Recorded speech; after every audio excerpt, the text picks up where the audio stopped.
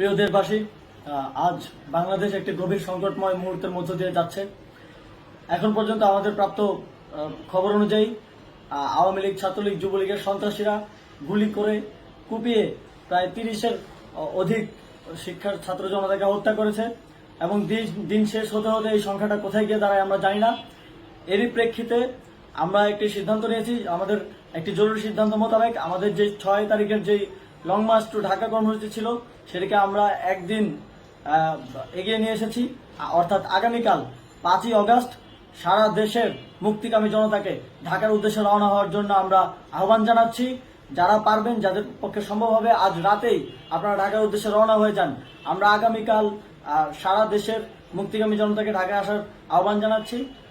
বিশেষ করে ঢাকার আশেপাশের যে জেলাগুলো আছে, আপনারা দায়িত্ব নিয়ে মসজিদের মাইকে ঘোষণা দিয়ে যাদেরকে পাবেন সবাইকে নিয়ে ঢাকার উদ্দেশ্যে রওনা হন।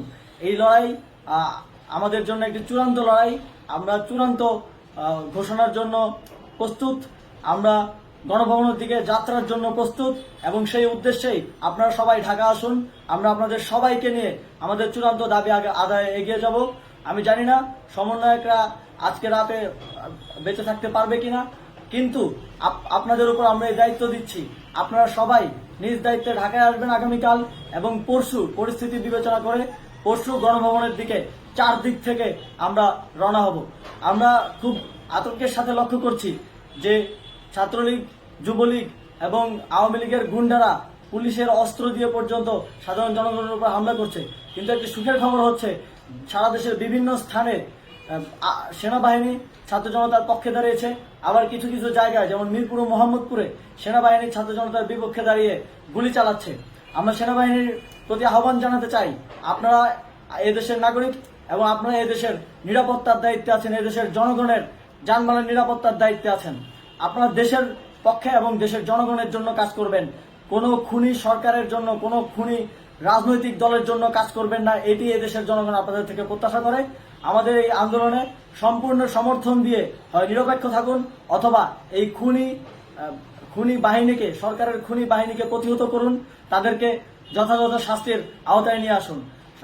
যেই কারফিউ সরকারের পক্ষ থেকে ঘোষণা করা হয়েছে, আমরা স্পষ্টভাবে বলতে চাই, সেনাবাহিনী এই ধরনের কোনো কারফিউ বাস্তবায়নের জন্য মাঠে না নামে।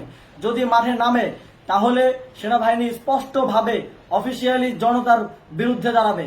আমরা চাই না সরকারের এই ষড়যন্ত্র সেনাবাহিনী পা দিক।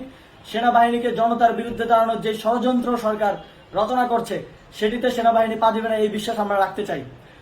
আওয়ামী লীগ আজ সারা দেশে তাদের খুনি বাহিনীকে নামিয়ে দিয়েও ছাত্র জনতার প্রতিরোধের মুখে টিকতে পারেনি।